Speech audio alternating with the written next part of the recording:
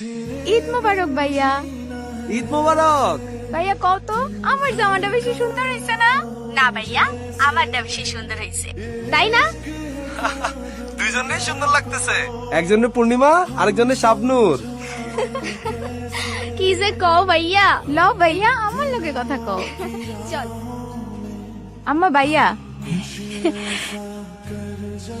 তোর পাঠানো টাকা দিয়াই ওরা কাপড় চোপড় কিনা আলমারি বোঝাই করে ফেলতেছে। তো কি হয়েছে আম্মা, দরকার হলে আলমারি আরেকটা কিনা দিব। 3 ভাই বোন মিলা সারাদিন নতুন নতুন জামা কাপড় পরে ঘুরুম। আসতেছি আম্মা, রাখি।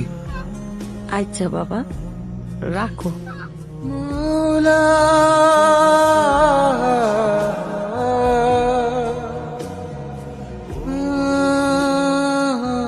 বাজান, ধান কাটার লেগে মজুরা তো অনেক টাকা চায়। তুই চিন্তা করিস না, আমি আস্তে আস্তে সব করে ফেলাম। আব্বা, তোমার না মানা করছে এই গরমে খেতে যেতে না, তুমি মজুর ডাকো, টাকা আমি দিয়ে দিব। আচ্ছা বাজান, কাতারে কি অনেক গরম? দূর কে কইছে, আবু গ্যারামের গরমের কাছে এই গরম কিছুই না। হাজার কষ্ট ম্লান হয়ে যায় তোমাদের হাসি মুখে, হাজার মিথ্যে সত্যি হয় তোমাদেরই সুখে। রব জানে আমি জানি ভালোবাসি তোমাদের। কিরে, কি খাস? ইলিশ। দূর, এটা কোনো খাওয়ান হইলো? তুমি কি খাও? খাপসা। ইস কেমন নাম, খাপসা। আরে এটা আরবের বিরিয়ানি।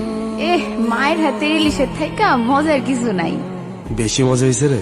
হ্যাঁ আচ্ছা খা, আমার আবার খাপসা ঠান্ডা হয়ে যেতেছে। রব জানে